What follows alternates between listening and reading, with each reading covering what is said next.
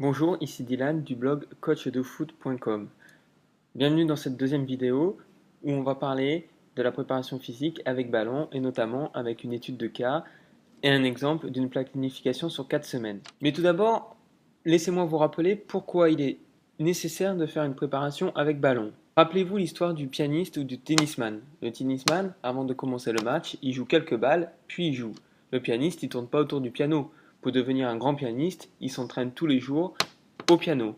Le footballeur, c'est la même chose. Pour devenir un bon footballeur, pour que votre équipe soit bonne, il faut qu'elle joue au ballon, qu'elle s'entraîne avec le ballon.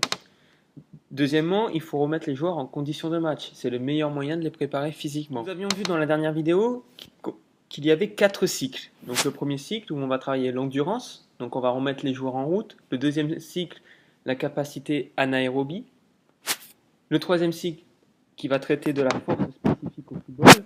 Et le quatrième, la dernière semaine de préparation où on va travailler sur des exercices de vitesse spécifiques au football. Nous allons voir maintenant une étude du cas, un programme sur 4 semaines dont vous allez pouvoir télécharger le programme complet. Avance, je m'excuse parce que en fait, ce sont des scans de séances d'entraînement que j'ai fait avec mes U15. Alors, sachez que tous les exercices dans cette séance sont valables pour des U13 comme pour des seniors. Il faut juste changer l'intensité, c'est-à-dire le temps de travail, le temps de repos. Plus vous avez des jeunes joueurs, plus le temps de travail va être réduit et le temps de repos augmente.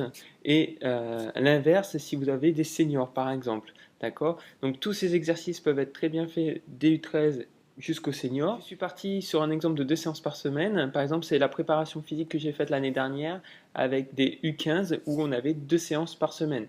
Ici, je vous ai mis à quel cycle cela correspond. D'accord? Donc cycle 1. On voit les séances. Donc vous avez à chaque fois le schéma.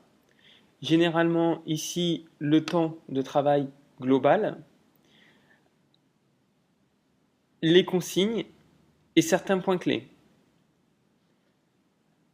D'accord? Donc, on a le cycle 1, on a le cycle 2 ici. Alors ici, généralement, en haut à droite, je vous mets vraiment le temps de travail avec le temps de repos. Donc, voici le cycle 3. Vous voyez, là, le cycle 3, on rentre dans le travail de force générale. Donc là, on va avoir plus des exercices de ceux et du 1 contre 1. Et on rentre enfin dans le cycle 4, la dernière semaine. Alors, ici, il n'y a pas de séance dans le cycle 4 car c'est la dernière semaine de préparation.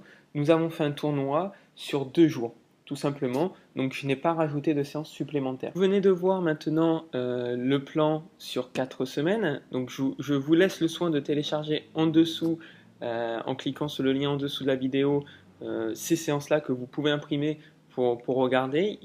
Voilà. Donc, je vous rappelle que c'était mes séances pour mes U15.